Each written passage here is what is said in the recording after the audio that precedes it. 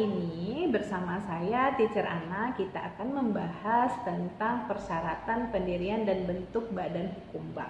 Ini merupakan bab kedua dari mata pelajaran perbankan kelas 10 SMK.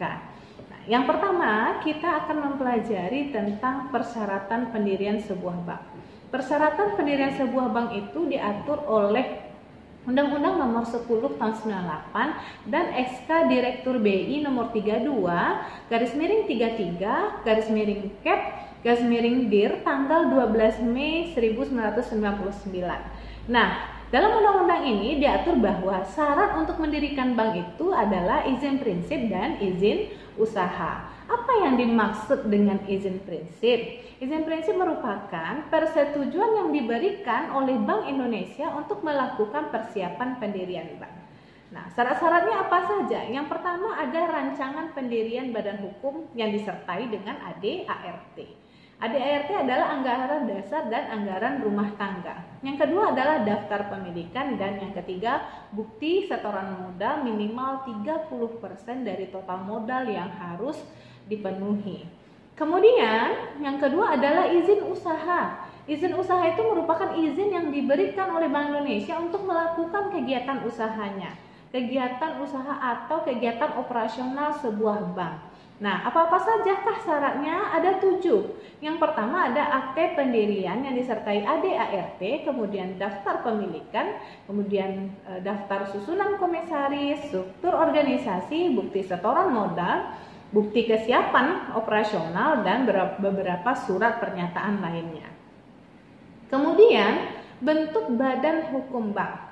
Bentuk badan hukum bank umum dan perkreditan ada 3, bentuk PT atau perseroan terbatas, kemudian berbentuk koperasi, dan yang ketiga adalah bentuk perusahaan daerah atau yang disingkat dengan PD. Nah, dalam suatu bank juga harus menjaga rahasia nasabah atau yang lebih kita kenal dengan kerahasiaan suatu bank. Nah, rahasia bank adalah segala sesuatu yang berhubungan dengan keterangan mengenai nasabah tersebut, baik itu keterangan simpanannya maupun keterangan dari pinjamannya. Nah, ada 2 sifat rahasia bank, teori mutlak dan teori relatif. Teori mutlak ini adalah teori yang mengatakan bahwa rahasia bank itu tidak boleh dibocorkan kepada siapapun.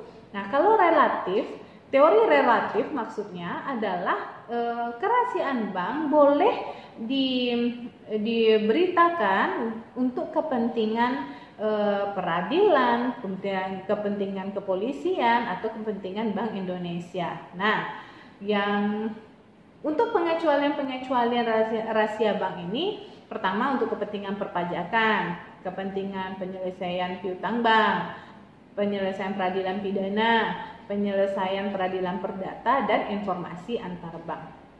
Lalu apa saja sanksi pelanggaran dari kerahasiaan bank? Yang pertama sanksi pidana dan yang kedua adalah sanksi perdata. Nah, sanksi pidana ini 2 tahun kurungan penjara dengan denda minimal 2 miliar sampai dengan maksimal 10 miliar. Cukup besar ya untuk ini. Jadi kalau Ananda nanti bekerja di suatu bank, ini adalah salah satu faktor yang sangat diperhatikan.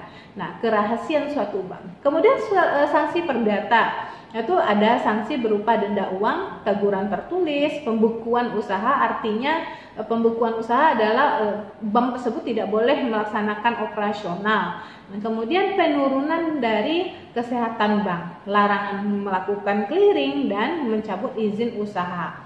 Nah, begitu sangat pentingnya rahasia bank sehingga kita sebagai pegawai bank tidak boleh membocorkan rahasia bank jika tidak dengan pengecualian yang sudah kita pelajari sebelumnya.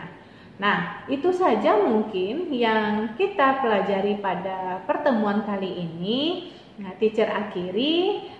Wabillahi taufiq wal hidayah. Assalamualaikum warahmatullahi wabarakatuh. Sampai jumpa.